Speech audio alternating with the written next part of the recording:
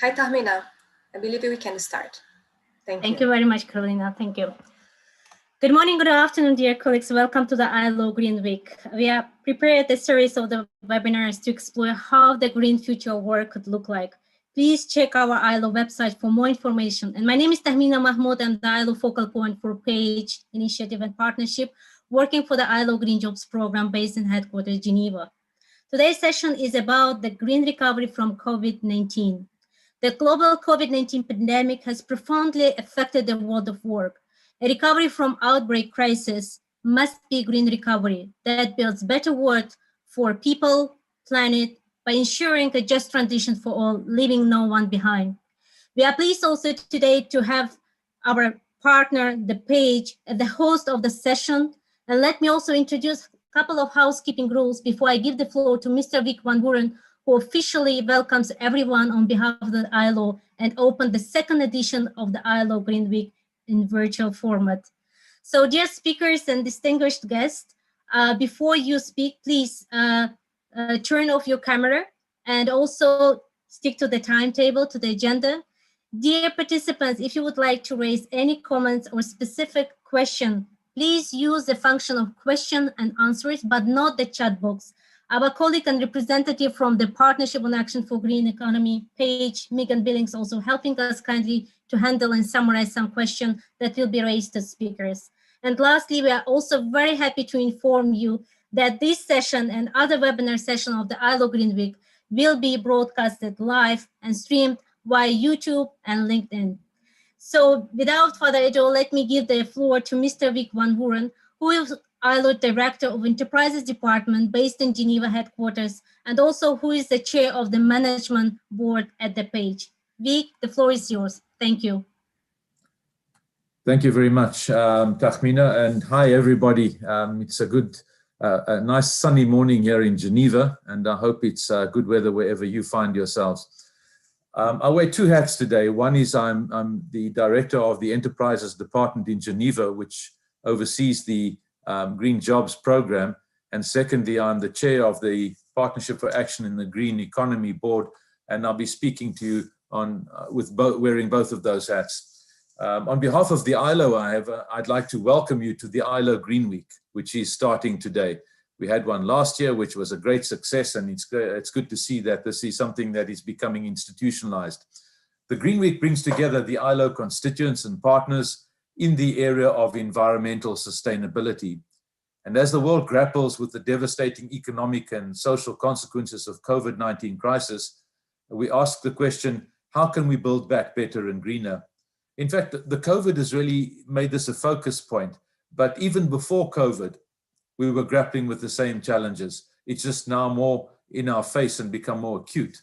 This week, we have a series of online and virtual dialogues jointly organized with host partners, and this will provide us with an opportunity to explore a number of areas. Firstly, to explore new frontiers and solutions for sustainability, such as nature-based solutions, the circular economy, and green urban jobs. Secondly, to join leaders and partners across Africa for the regional launch of the Climate Action for Jobs initiative in Africa, which will happen later this week, and to discuss our ILO tripartite constituents, because the ILO, as you know, is tripartite, with governments, workers, and employers, and with UN agencies and partners who are promoting climate neutral and resilient economies. We then will discuss which skills will be key to a greener future, and then to hear and exchange with green entrepreneurs from Africa and Latin America. And lastly, I'd like to invite all of you to join the ILO Green Week virtual exhibition. I'm pleased to welcome today the first host partner, being the Partnership on Action for the Green Economy, PAGE. PAGE is a joint program of 5 UN agencies, and as the ILO, I'm part of one of these agencies on the PAGE program, and I must say that it's been a great journey over the past few years. This PAGE program supports countries to transform their economies for inclusive and sustainable economic growth and decent work creation. And PAGE works in 20 partner countries. We started off with, I think it was around 12, and we're now already increased up to 20, ranging from Indonesia to Uruguay, from South Africa to Kyrgyzstan. We've just embarked on a new journey with a 10-year strategy towards 2030, aligned with the UN Decade of Action to achieve the SDGs. In the wake of COVID-19 crisis, PAGE is supporting its partner countries in assessing, monitoring, and mitigating the socio-economic impacts. At present, 14 countries have developed green recovery plans with PAGE support, integrating this additional planning into their respective plans for green economic transformation.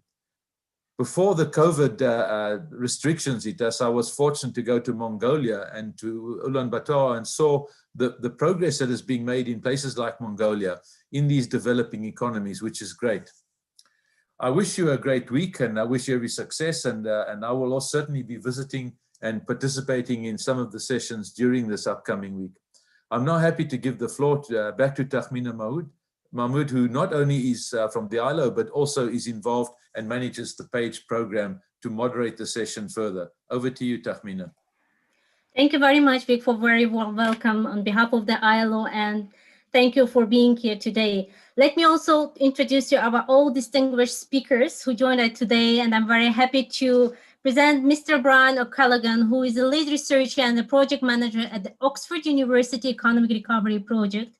We also have today Mr. Stijan van Hummelen, who is managing director at the Cambridge Econometrics, who is partnering under the PAGE with the ILO and also supporting on the qualitative and quantitative research to see how it could boost the green recovery. And also we are very honored today to have the Dr. Janita Badul, who is a senior policy advisor for sustainability programs and projects at the Department of Forestry, Fisheries and Environment based in the Republic of South Africa. She also is a chair of the National Steering Committee of the PAGE in South Africa. So indeed, Vic, as you already mentioned in your welcoming remarks, responding to the COVID-19 crisis, the PAGE, the Partnership for Action on Green Economy, is supporting its partnering countries, and at present, 14 countries, they have developed their green recovery plans. With the PAGE support, they are integrating the additional planning into their respective green recovery plans for green economic transformation. Today's session will give us an overview to some PAGE monitoring and modeling work for greening the economic recovery and take a closer look at the global level and also to have a case study from the South Africa. So in that page, I would like to give the floor to my colleague, Brian O'Callaghan, who has a fantastic background sitting in the Oxford Library to present us the Global Recovery Observatory tool for tracking COVID-19 fiscal spending. And afterwards, we would like to have some question and answers, Brian. Please take the floor. Wonderful. Hi, everyone. It's a pleasure to be joining you today. Unfortunately, my background is virtual, but I am coming in from Oxford. In particular, thank you to the ILO and to PAGE, the various directorates, for the kind introduction. Green Week, I understand last year was a roaring success, and I mean, this year comes at the perfect time. Right here, right now is one of the most crucial moments in climate action of the past decade, and particularly with the upcoming Biden Earth Summit, it's essential that we're all together on the same page, pushing forward on green recovery in particular. And that's what I'm going to be talking about today. I'll mostly speak to the Global Recovery Observatory, which is a collaborative effort between Oxford, PAGE, the UNEP, UNDP, IMF, and the GIZ from Germany. What we're doing in this project is trying to assess how fiscal responses to COVID-19 may influence and positively influence the long-term development pathways of nations around the world.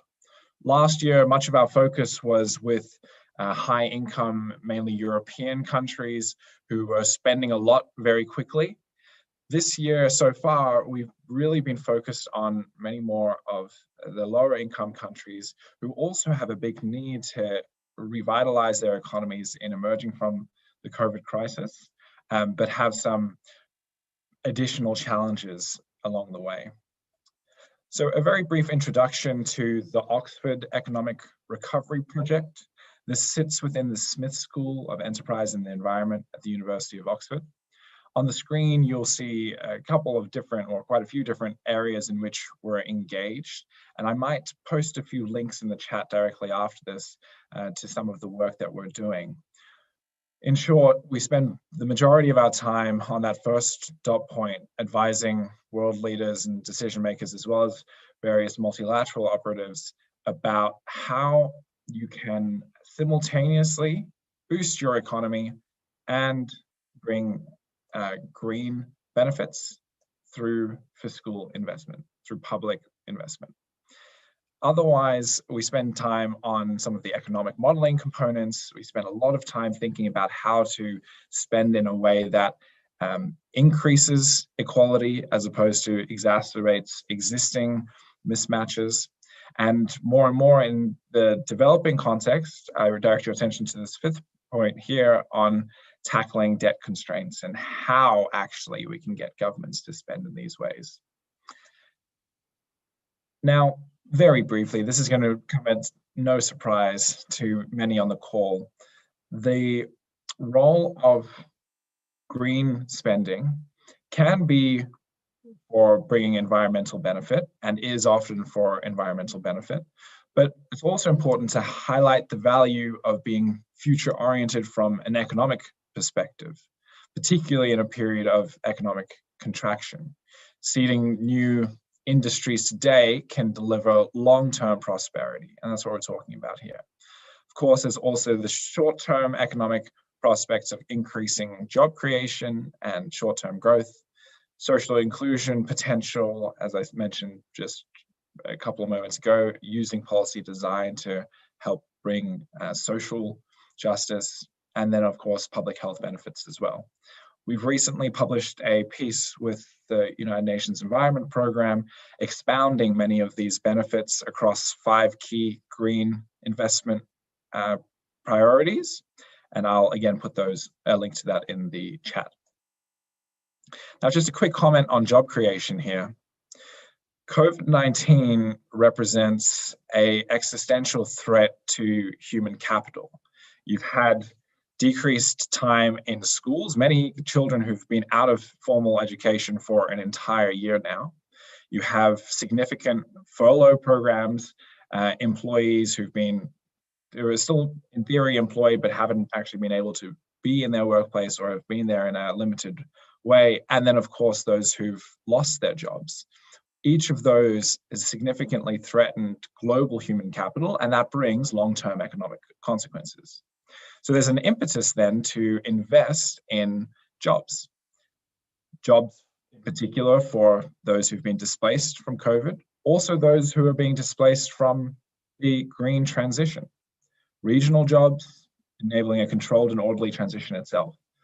An important point that's often missed here is when we're talking about jobs, it's an opportunity to engage both sides of the political aisle in a highly polarized world. And for example, for me coming with a background from Australia, I'm originally Australian, there's a need to engage the right of politics in bringing climate action. Jobs for those who are threatened is a pretty good way to do that. And that's hence one of the reasons for our focus in this area. We've also demonstrated in partnership with Vivid Economics, and I believe there's a Cambridge piece coming shortly that will give further details here, how investing in green initiatives can actually create more jobs than traditional investment in the short term, and also how green investment now creates new future industries. Think about the role of renewable energy today versus 20 years ago, electric vehicles today, increasing needs for sustainable material production, all of those new industries which could include new job creation too. Now, the Global Recovery Observatory, as mentioned, is a partnership between those with the logos on screen. There are 2 objectives from the observatory.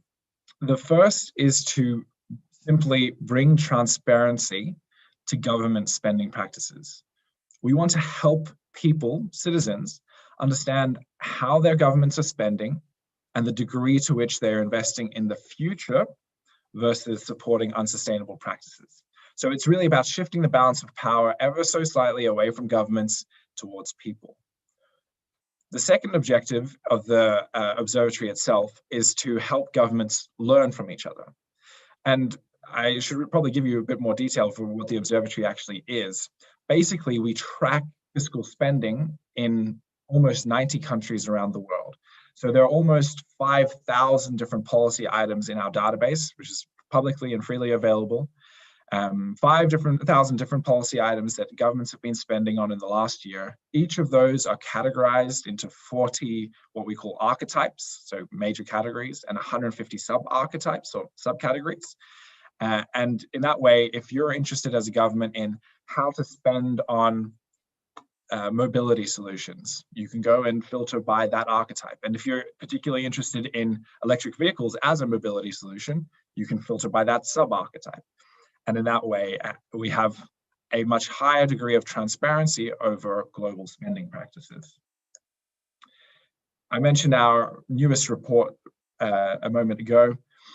There's a fantastic 1-hour panel that some here might be interested in going back and rewatching, where we heard from the leaders of the IMF, of the UNEP, and ministers around the world, as well as Professor Joe Stiglitz, the Nobel Prize winner, on how exactly the world is failing in its efforts to build back better and what can be done. To cut to the chase, in 2020, we saw $14.6 trillion in spending from just the largest 50 countries. If you add 2021 spending, we're now up around 19.5 to 20 trillion, with most of that from the American Rescue Plan Act, or ARPA, which was almost $2 trillion in value. And it's just hard to grasp how big that number is. About 6 times what we saw following from the global financial crisis, which already was in itself mammoth and unprecedented.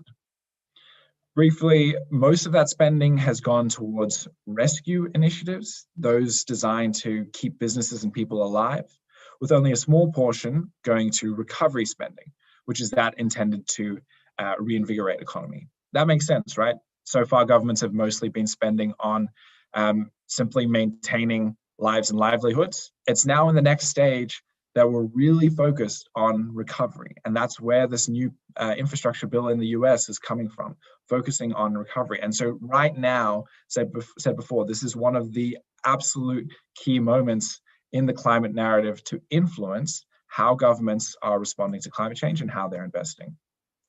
Now, I'm just going to flick through the next few slides because we don't have much time to go into the details.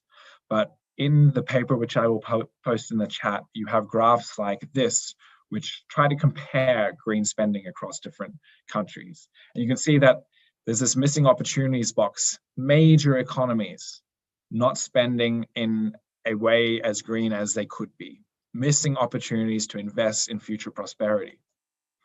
We note developing economies seeing significantly less support, and that leading to a widening in the current disparity, which was already big between advanced and developing economies, a widening of that. In 2020, advanced economies saw about 11,500, or in that range, $11,000, let's say, per person spent, versus some of the least developed countries in which you had $10 spent per person. So talk about a widening gap. In the paper, again, we talk exactly about where green spending has been going for the little bit that we have seen. You can see in advanced economies, it's been going to a whole host of different green initiatives, whereas in emerging market and developing economies, it probably makes sense. It's been going mostly to clean energy and to natural infrastructure and green spaces, both of which provide are big enablers to other industries and other job creation, right? Clean energy allows you to invest in electric vehicles, for example, in a way that makes sense, or cheap energy, I should say. Briefly on South Africa, most spending, the far majority of spending you can see here has been directed towards rescue initiatives as opposed to recovery initiatives. We expect and hope to see significantly more recovery spending. To date, there's been very little green on the recovery side. You can see here what that recovery piece is made up of. And the reason that I say that we hope to see a lot more green recovery spending is because of this graph on the right. Again, a paper I'll post in the chat with the details, but basically each of the gray and green comparisons are for a type of policy initiative. Energy spending, for example. The green initiatives are creating more jobs in the short term than the dirty energy initiatives. Same in transport, same in natural infrastructure. And I forget what the last one is, but you will see that it might be agriculture. You'll see that in the paper that I post in a moment. Now, that's all from me, and I'm just up on time here. Welcome further questions at the end of the session. Thank you very much. Thank you very much, Brenda. It's excellent, very inspiring presentation indeed. And if I may just to summarize some key blocks that came from your presentation to put 5 kind of takeaways for the governments in order to bridge the green recovery, to focus also on long-term growth with job-rich trajectory by putting and advancing the social inclusion, investing in public health, environment, also lead the agenda on transparency for expenditures toward the people, government, and well-being, but also learning from peer countries by focusing also retraining and green agenda of human capital. There are just 2 questions, if I may ask you, Brian, how these global recovery observatory will evolve? And the second question, what are the next forward-looking steps? Thank you. Questions, Tamina. So the observatory is updated and re-released on a weekly or fortnightly basis. And so we're continuing to keep track of how different governments are spending. There is an opportunity to begin better understanding the job implications of, or the job creation implications of different investment measures. Obviously, it's quite hard to do that on a global basis because economies differ so much, but we're hoping to continue working with the ILO to do as best a job as we can in that area. Otherwise, going forward on the advisory side, in many advanced economies, the narrative actually has now shifted more and more to the to the retraining side. I think governments are realizing, hey, we're spending a lot in these green areas, but we don't have the necessary skills to implement those at scale. And we've recently seen an example here in the UK where the government put aside a significant portion of funds for home retrofit schemes, and we're only able to disperse, I think, about half of the total in the required time because there just aren't enough workers in that industry to enable that spending. So in advanced economies, we expect to see a lot more focus on retraining and hope to partner with the ILO in helping on that. And in developing economies, we hope to see more international partnership to enable some of this green investment. So that might come through concessional finance, that might come through debt relief. We're hoping to partner with international entities on that topic. Thank you very much, Brian, for perfect time management to meet the challenge of responding to a key question. There's another question which came, and then I will give the floor to other speakers if you don't mind. So what do you think from your perspective, what's driving the underinvestment in green initiatives? Well, I mean, when we talk about underinvestment, it is comparative, right? In some countries, we have seen Denmark, we've seen, I think 54% of spending go to green initiatives, Germany, France, others, quite a lot, right? The other spending, so say in Denmark's case, the other 45% of spending hasn't been going to necessarily socially negative initiatives. Like there is still a need to spend on education and healthcare. There are opportunities, as we've seen in Biden's recent infrastructure bill, to pair these initiatives together, right? So the Biden administration proposed spending on schools, but ensuring that new buildings are built with energy, are built in an energy efficient manner and with green materials or with solar panels on the roof. So there are opportunities to do that. Particularly to the countries that are well behind, I think honestly, a lot of it comes down to politics because we see a lot of competing voices in the recovery space. As soon as government decides to spend, everyone wants a part of that pie. And in many cases, we just haven't been loud enough with our demands. And that's part of the purpose of the Observatory, to bring attention to the fact that particular governments and many particular governments aren't doing their part in global climate action, and are also missing some significant economic opportunities that are associated. So in short, politics, there's a role for us to play in addressing that though. Thank you very much, Brian. Indeed, it's very interesting to hear from you. And also, I also joined that you mentioned about the school agenda. Actually, for your information, as you know, the ILO, the program, and also the initiative that's been announced by the DG on elimination of the worst of the labor for children. So this is the year that's been marked. So the ILO is celebrating with its 183 member states on this very important agenda. And as we say, the green recovery and green learning starts at home, workplaces, and schools. Thank you, Brian. With this, we try to go now all virtually to South Africa. I'm very happy to give the floor to the next speaker, Stijan van Hummelen, who is the Managing Director of the Cambridge Econometrics. Stijan, the floor is yours, and please take us through the key findings of the green economy modeling, assessing recovery option in South Africa. Thank you. Floor is yours, Stijan.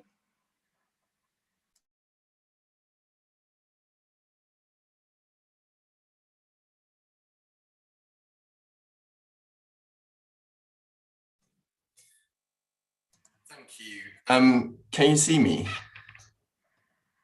Yes, we can see you perfectly. Great. That also means that you can hear me. So I just had a small technical issue, so I need to close and open my presentation again. Bear with me, please.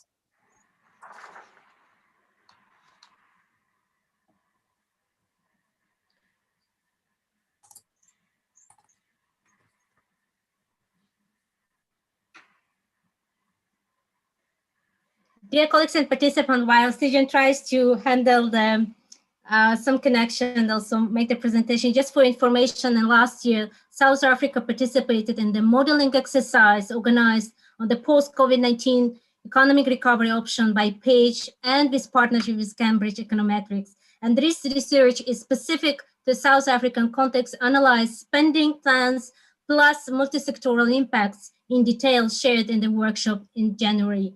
So I hope, Stijan, now you can try to take us through these key findings. Yes. Great. Thank you. Floor is yours. So yeah, I'm still trying to open the presentation, but there seems to be a technical issue. Let me try again.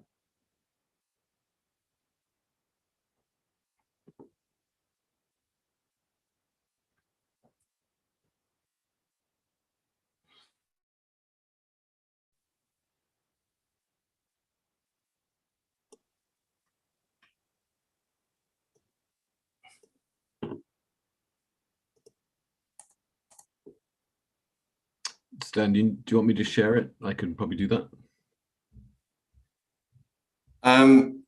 Yes. I think that's best because my connection to the server is horrendously slow, and I don't know why that is the case. So if you could bring up the presentation, that would be appreciated. Please use version 2.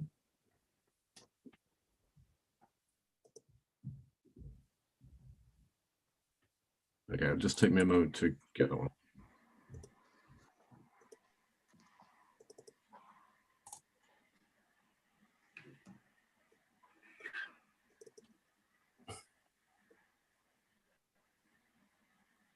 Dear colleagues and participants, also the very kind reminder, if you would have any question to Stijan and the forthcoming speaker, to Dr. Janita Badul, please use the function of the question and answer. So we're looking forward also to hear from you, questions, any comments, and any ideas.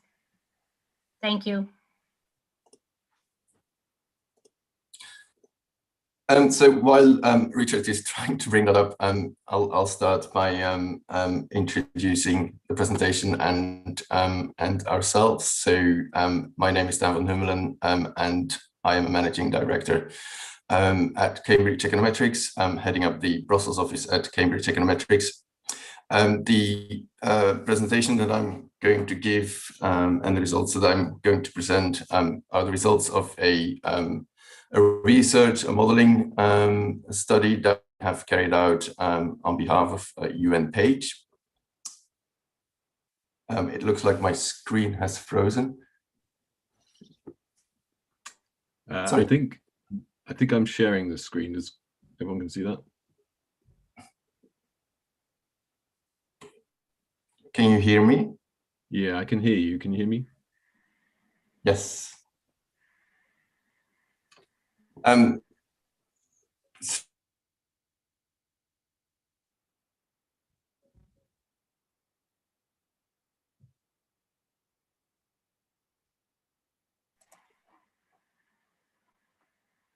Stephen, it seems that we lost you.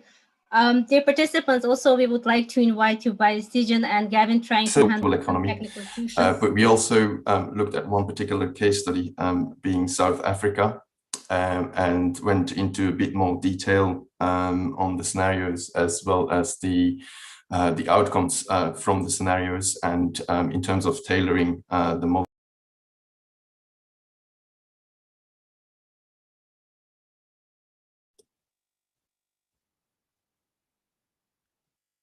Stan, I don't know if you can hear me. I think your connection is unstable. So maybe I should carry on, given that we're running out of time. Is that okay, Tahmina? Yes, absolutely, Richard. Please take the floor. Thank you. Can you see my slides okay? Yes, we can see it perfectly. Great, okay. So as Stan was trying to say, so we did this analysis modeling the impact of alternative recovery plans, brown and green. We wanted to have a range of indicators, not just focusing on economic, but not just focusing on environmental either, but also social. We're using a model E3ME that is a global model that distinguishes about 60 countries and regions, actually I think more now, one of which is South Africa. So that allowed us to set the South African analysis in the context of a global analysis. And a key part of it was to be able to not just do the analysis, but to communicate it in a form that is readable for people outside the kind of narrow world of economic modeling. So the team were folks from us, obviously. We partnered with UNEP's World Conservation Monitoring Center for analysis of particular biodiversity and natural capital, which goes beyond the environmental indicators available in E3ME, which focuses on greenhouse gas emissions mainly. Professor Margaret Chitiga-Mabugu of University of Pretoria was a key partner in this. Unfortunately, she's in another meeting this morning, so can't present with us. And of course, we had the steering group. So, as I said, we modeled scenarios in E3ME for the whole world, and the global recovery scenarios necessarily had to be stylized because it's would have been infeasible within the scope of the project to represent the particular policies of the kind that Brian was describing, that are different policies going on in different countries. So we simply had a simple conventional package that stimulated household spending and a green package of the same size, so we could do that comparison to say which is creating more jobs. Then when we turned to South Africa, rather than do that kind of hypothetical analysis, we looked at the plan that's in place, the Economic Reconstruction Recovery Plan that was launched in October. So we looked at key elements of that plan, and the key thing here is that they differ in size, as Brian's presentation showed, that the green elements are relatively small compared to the rest. So we prepared a baseline without any supporting policies, just to kind of have a place to start from. So the impact of COVID-19, both in the short term, but also going out to 2030. And in our modeling, there tends to be a long-term hit as a result of, for example, the loss of schooling for people that was mentioned earlier. We divided the South African policies into three broad elements, what we called conventional or non-green, specifically the public works employment program, since that's the biggest employment creator in the short term, and green measures. And then we went a bit further just to kind of see what if the green policies were scaled up. And so we had a more ambitious decarbonisation programme than is currently envisaged. And then we handed over our economic projections to UNEP WCMC for them to put into their modelling of natural capital and biodiversity impacts. So these were the elements of the plan that are in place. I won't go through all of the detail, but as you see, the conventional policies are by far the largest, over 800 billion rand over 10 years. The public works are relatively small in spending, but they're quite big in employment since they're targeted on relatively low wage public works for employment creation purposes. And the green elements that we focused on were renewable energy, that's RES subsidies, grid investments, promoting energy efficiency, and then probably the most politically difficult, I would think, area of restricting new coal investments to meet a goal in the energy plan. But that still leaves coal as a significant part of the energy mix in South Africa. And the green push, basically pushing those policies harder. So here are charts of key indicators. So the black dotted line is the no recovery impact. These are all relative to what we think might have happened in the absence of a COVID crisis.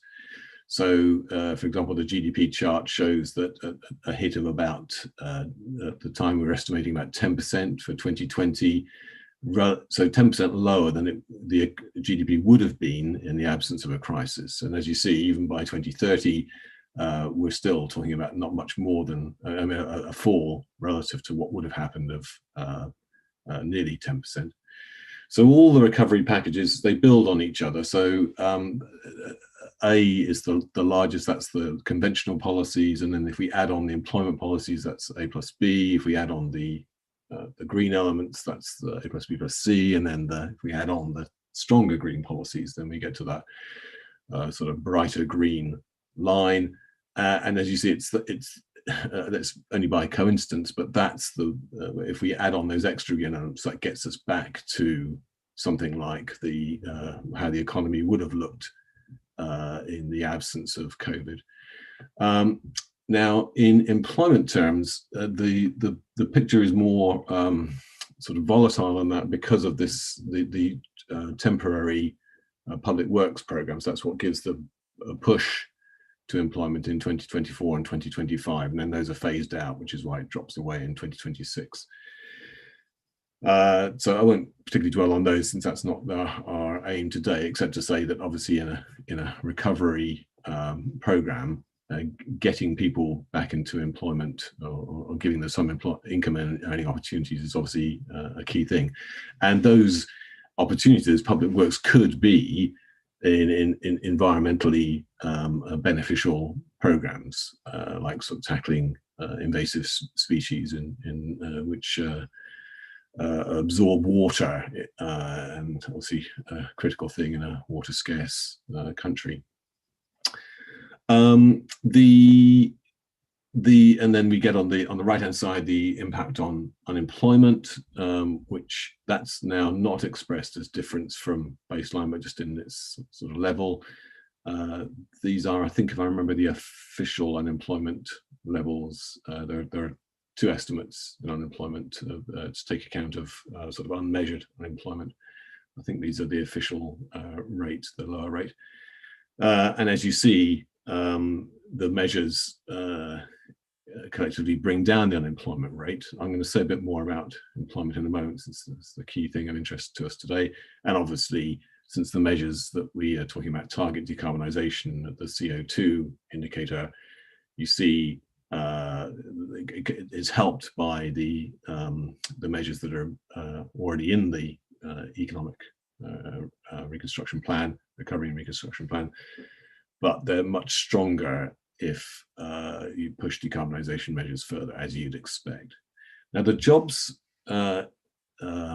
creation. This is a key point. In our global work, we find that green recovery policies generally give a better outcome for job creation than conventional or certainly carbon-focused investments, as was said earlier. But the net benefit is less for countries that are highly dependent on carbon-based production, particularly if they're exporters. So obviously that would be true for OPEC countries, and it's true for countries like South Africa with a large coal element. So we find, in fact, that it is net positive for employment, but only just because there are job losses in coal, and that's the extractive industry. It's included in extractive industries here, which to some extent offset the gains that there are in other sectors in the supply chain for particularly for renewable industries. And a lot depends here on the extent to which the new clean energy products are produced within the country, because obviously the economic benefit of switching to clean energy, the economic benefit goes to where those goods and services are produced. And so localization is a key part of this story. This is just a quick review of the work that was done on the other natural capital assets apart from greenhouse gas emissions or the state of the atmosphere. So what these charts show are, but basically, if the line goes down, it's bad. Okay, so there's deterioration in natural capital of these various kinds, and the trend is down generally. Anyway, because of the pressure of general economic development on natural capital assets. And of course, what you find, I say, of course, it's one of those things that once you've done the modeling, you see, and it's obvious. If you promote stronger economic development, economic recovery, without taking measures to mitigate impacts on the environment, then you get a deterioration in natural capital, just as you would for greenhouse gas emissions. And the scenarios we've shown have they focus on mitigating one particular thing, carbon emissions. But what this shows is particularly, for example, if more quarrying and mining is required to extract the minerals that are needed to make the for example, renewable energy equipment, then there's a pressure that has impacts on other areas of natural capital. Now, of course, we're much less clear on the economic consequences of deterioration of natural capital, but it's becoming obviously it's rising up the agenda, getting up there to parallel with decarbonisation, and it just shows the importance of policies to mitigate that. For example, circular economy policies. So in conclusion, the largest element of the policies in place are conventional, and they have a boost to GDP. The biggest impact on jobs comes to the public works program. Without green measures, that recovery would lead to renewed growth in carbon emissions and degradation of natural capital. You can achieve a further boost to GDP, although in the South African case, little net change in jobs. It's slightly positive, but there are winners and losers. At the same time, this is the win-win of making substantial reductions in carbon emissions. But, and this is the political issue, there's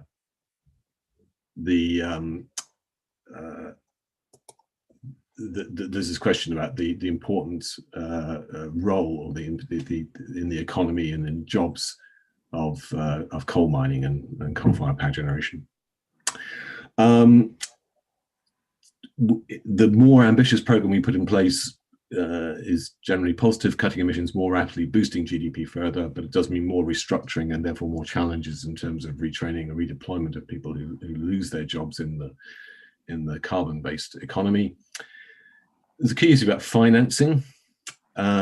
much of that program that's been announced assumes private sector financing, as it were, facilitated, triggered by the public spending.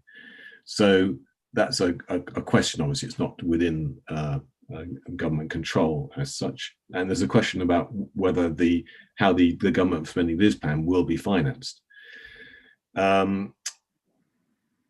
Clearly, as I said, we need measures also to mitigate other impacts on natural capital, and just transition policies will be needed because of the coal restructuring. And that's the last slide. I think I've basically said all that, so I'll just leave it there for a moment for you to read.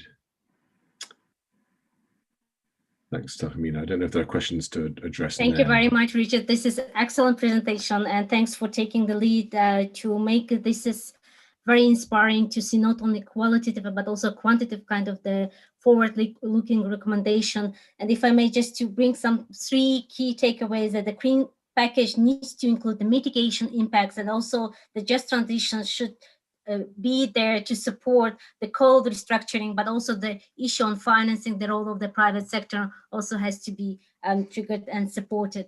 We have a question for you, Brian, just for the interest of time, if I may, to keep only one question and to challenge you. So what do you think, what analytical tools could be complemented for informing the design of green recovery policies, packages, in the context of the green jobs creation, for instance?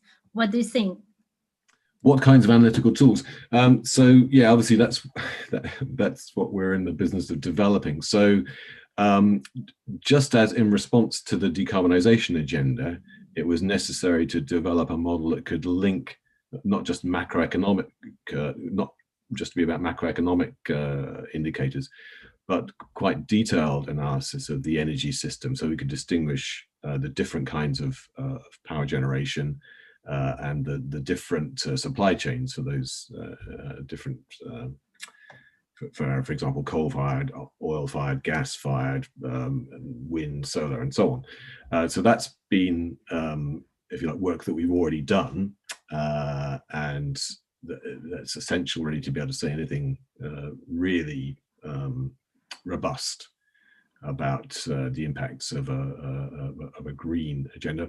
But as I've already kind of indicated, there are now bigger questions, or bigger, at least as big questions, about other areas of natural capital, and that I think is much more at the frontier of understanding and of thinking, both in terms of the impacts of economic development on natural capital. That's basically what I've been showing there. But I think UNEP would agree there's a lot more that could be done. At the moment, that relationship in the modeling is fairly simple. But then also, in order to kind of bring this out from the, if you like, the environmental policy arena into the broader policy arena, to be able to argue with some quantitative evidence about the damage of that deteriorating natural capital has on the economy and on society at large. It's not hard to see, obviously, in places where, for example, the water table is declining, or there's loss of fertility of agricultural land, but just somehow to be able to add that up and present it as a number that really gets into the policy debate. Thank you very much, Richard. We would really much appreciate there's interest from participants also. If you can share the link to this study, that's very well welcomed. I also appreciate by all participants. Thank you so much. Brian, if I can give the floor for 1 minute and to challenge you also, you can join Richard, and if you can share your perspective on this question. So what the green economy modeling or global recovery observatory, some tools, and how it could be complemented for informing the design of green recovery. Thank you. Oh, thanks, Tamina, and thank you for the question as well. I think there are 2 parts to this. There's trying to understand the green job impacts of policy investment. In that regard, it's quite difficult to do so on a global basis or even a country basis, because there's so much that in terms of job creation prospect that changes based on policy design. So our archetype, sub-archetype method becomes a little bit more tricky because there's just so much deviation based on how you do it. In terms of the design component, which is the second part to this question, I think I'd encourage those in the audience to go to our post in the chat, go to the methodology document, which underlies a lot of the entire observatory. It's this 100-page document that gives literature linked to each of the green assessments for the different policies, right? And a lot of that literature will talk about a specific type of investment, for example, electric vehicle incentives, and discuss different approaches for increasing job creation from such a measure. I'll leave it there because I know we're short on time. Thank you very much, Brian. Thanks again, Richard. It's very much appreciated. And also I see that you already, Brian, shared some link in the chat box. So dear participant, please feel free to see both links shared by Richard and Brian. And now we will give the floor to the last speaker. And also she is not only the representative of the government of South Africa, Dr. Janita Badul, but as I already mentioned, she also is the chair of the National Steering Committee of PAGE in South Africa. Janita, we would like to hear from you. What's the perspective and trajectory of the governmental reform in boosting the green recovery? And please share with us your views and also some key recommendations. Thank you, Tamina, and greetings to all of you who've logged into this session on the ILO Green Week's online session.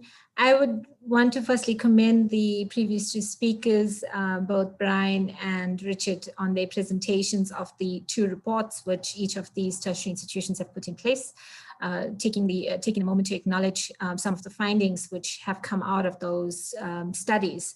What I would want to do then is actually not necessarily reiterate, some of the findings, or for that matter, go into detail on the economic reconstruction and recovery plan, as Richard's study has certainly elaborated to quite an extent on the content of the recovery, looking at the brown, the transitional, as well as the green initiatives, which the economic reconstruction and recovery plan aims to address. Instead, I would want to then direct your attention towards how the Department of Forestry, Fisheries and the Environment has responded to one of the 9 priorities of the ERRP, which is the green economy. So since last year, our Minister Barbara Creesley has put into the public space and officially announced several policies, frameworks, as well as legislative amendments which are currently underway. And these include the revised NDC for South Africa, as well as the integrated waste management strategy.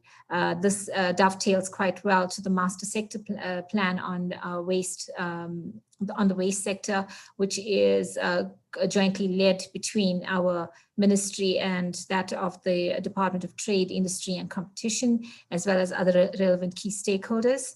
And then linking that to the regulatory space, which talks to extended producer responsibility in lighting, packaging, paper, as well as electronics, so management of this waste at end of life. Over and above that, we also had the official announcement of the National Adaptation Strategy, and I would want to leave the regulatory discussions at this point, noting that all of these different framework strategies and regulatory responses attempt to address the social, the economic, as well as the environmental imperatives. Suffice to say that, Richard has quite clearly indicated that up to 20% of the public funds have been committed towards the ERRP. This huge funding gap of more than 80% is definitely something that needs to be addressed in order to realize the full impact of the ERRP in the medium to long term, given the timelines which you provided in the presentation as well, 10 years as well as 5, 10 and 15-year time horizons for delivery on some of these activities. Construction is certainly the largest, and whilst we look at this huge unemployment rate of 32.5%, which was released for the last quarter, ending in December 2020, it certainly is a huge worry for the public sector in ensuring that policies are designed, skill sets are addressed in the medium to long term, and to ensure that industry is then able to absorb adequately skilled workforce. I mean, we do sit with a youthful population. Nonetheless, the skill sets are lacking in order to translate them into meaningful jobs at the end of the day and address that of the labor market as well. So we find that in addressing the circular economy as well as the green economy agenda through the decadal plan, which the Department of Science and Innovation has been taking the lead on and is currently undergoing a process through Cabinet as well, will definitely address the skill sets as well as the research and development requirements for the country. And this has to be done as a joint effort amongst the public sector and, in liaising with the private sector, organized labor, as well as civil society, in ensuring that what is being envisaged in these different plans and strategies are certainly addressing the need of the country, and that is to progress and ensure that we do move into a positive economic recovery, alongside the different initiatives that are being planned to be implemented. Coupling the process of addressing the policy space, the research and development space, I've mentioned briefly the financing gaps which exist, and in trying to find other financing tools that could address this. From a capacity development perspective, we've also been focusing on some of the needs in the green economy space, wherein skill sets could be either we have the youth who may need to be reskilled, upskilled, or for that matter, introducing of new skill sets for them to ensure that they are employable at the end of the day. I think it's key to note that we do require the impact to happen at scale. We've demonstrated quite successfully in the different sectors, and quite a few of these initiatives are known outside of South Africa as well. Nonetheless, the challenge remains, how do we break this barrier, and how do we ensure that we are able to, ensure that the impact is at scale? How do we attract the finances that are required to ensure that we are able to build back better and greener for the medium to long term? So I think, I would want to stop there, Tamina, and maybe open it up to discussion, taking into consideration that we've had the previous two presentations elaborating on the economics, the statistics from the country, as well as what the future holds for South Africa. We must also remind ourselves that without necessarily having action on the ground, we are not going to address any of these projections that are being provided by these economic reports. We need the partnership, we need the collaboration across the private sector. We need joint efforts to realize a positive economic growth for the country, which is inclusive of social, economic, as well as environmental imperatives. Thank you. Thank you very much, Janita. I also very much second and echo what you mentioned, especially the highlighting the importance of bringing all three dimensions together: social, economic, environmental, to address and to reboost the green recovery through importance of the skills development for green jobs, the circular economy, and addressing all the country needs toward the green recovery too, in order to have a build back better through not only policies, but matching this modeling exercise that has been presented by our great speakers in the previous presentation. And thank you so much, Janita, to be with us today and to share the perspective from South Africa. There's one question that we received. So what do you think from the governmental perspective, how to balance the immediate recovery response with long-term planning, and especially when you have to act so quickly and promptly in the COVID-19 crisis that we all faced last year? Yeah, thanks for that, Tamina. I mean, since the COVID-19 pandemic and the level 5 lockdown, which took place on the 26th of March last year, it's impacted tremendously on South Africa. It's widened the gap between rich and poor. It's put a lot of, as with the other countries around the globe, we've had similar experiences as well. But nonetheless, this gap has been widened to such an extent. It was there prior to COVID-19. It's much wider now. And to address it in the medium to long term, we've got to do it as a collective. We have quite a few partners, including Paige with the COVID-19 recovery program. But, I don't want to reiterate what I've indicated earlier on. The key issue here is how do we do it at scale?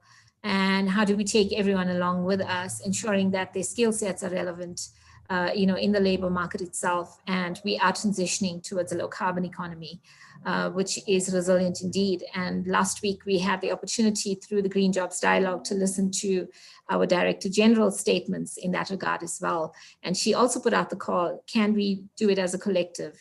Can we reach out to the majority and ensure that the impact that we have at the end of the day is something that is done as a collective? Thanks. Thank you very much, Janita. I would like just to try, we don't have any other further questions, but indeed, Janita, many of participants, they appreciated your intervention. So by this end, I would like, on behalf of the ILO and my colleagues in Green Jobs Unit, to sincerely thank our all speakers, Brian, Stephen, Richard, and Janita for being with us and to share their perspective. And also, this is great, vivid presentations. And we would like to close this session. We are quite well managed well time. And at the end, I would like to also invite you all participants to join the conversation on social media with hashtag ILO Green Week. By this, I would like to thank you all, dear participants, and also thank my colleague Carolina and Megan, who were staying behind the stage and helping with question and answer. Thank you so much, and we look forward to see you all on the next webinar and to celebrate together to have one healthy and resilient planet for better, greener future of world of work. Thank you. Thanks, Tahmina. Thanks all. Thank you and bye-bye.